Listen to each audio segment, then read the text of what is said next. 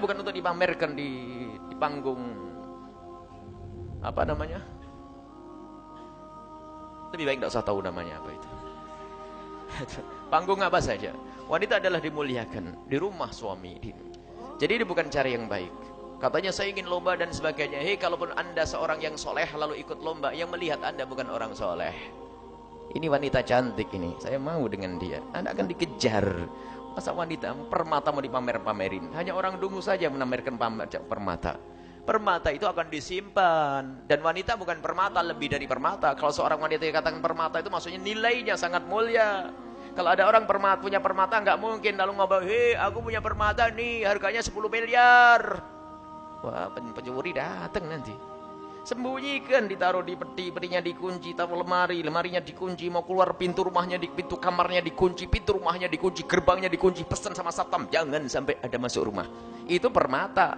Bagaimana anak perempuan kita lebih rendah dari permata? Hei itu kalah sama nangka.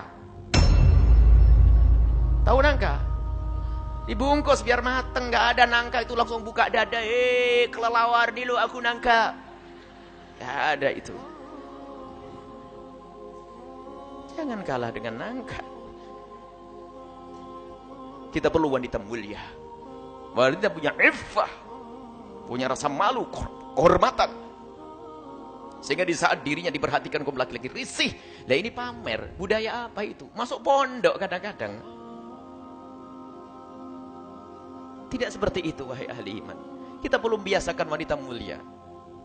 Yang menjadi masalah adalah bukan sekedar keadaan di situ, mungkin pondok mengadakan diperbesar-perbesar. Yang ikuti siapa itu? Sekarang dunia pamer itu adalah dunianya iblis, pamer kekayaan, pamer kecantikan, pamer aurat. Itu masa kita akan masuk dunia itu? Syiar bukan begitu caranya. Itu merendahkan wanita. Tidak perlu seperti itu. Dan jangan ikutkan putra-putri Anda seperti itu. Kalau kita perlu desain yang cantik, sudah dijual. Semua orang mencoba dirinya sendiri. Ini adalah desain. Dan baju syar'i pun harus lewat referensi. Seorang ulama mengatakan sesuai atau tidak. Sekarang baju Masya Allah. Itu adalah sabda Nabi SAW. Sayati ala ummati nisa'un kasiyat ariyat. Ma'ilat mumilat. Ru'usuhunna ka'asnimatil bukhti. Akan datang suatu ketika zaman wanita itu pakai baju tapi kayak enggak pakai baju. Padahal sudah menutup aurat tapi masih menggugah syahwatnya orang. Bagaimana tidak?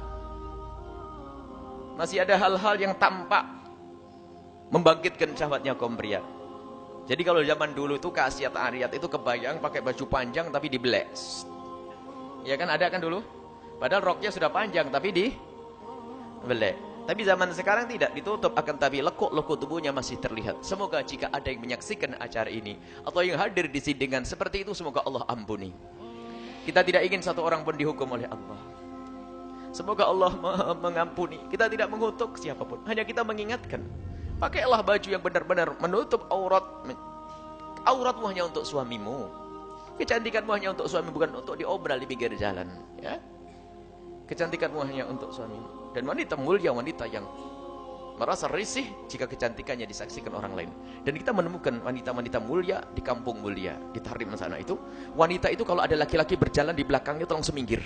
Merasa risih kalau ada laki-laki berjalan di belakangnya. Karena mau tidak mau lelaki yang di belakangnya akan melihat lekuk-lekuk tubuhnya. Makanya adabnya laki-laki, hei para santri, jangan berjalan di belakangnya perempuan. Rendah.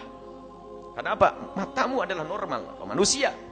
Kalau laki menghindar, jangan berjalan di belakangnya perempuan. Minggir perempuannya, maju laki-laki. Ini adalah wanita mulia. Sekarang ada orang itu berkaca di depan cermin 2 jam hanya pengen nanti jalan, pengen dilihat oleh semua orang.